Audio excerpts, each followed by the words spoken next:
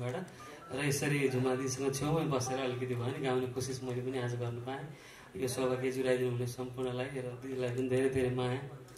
ल हामी थोरै गाउँछौँ, काफ्लेलाई धेरैभन्दा धेरै हजुरहरू सबैले मन पराइदिनुहुन्छ भन्ने हामीले एकदमै आशा गरेका छौँ।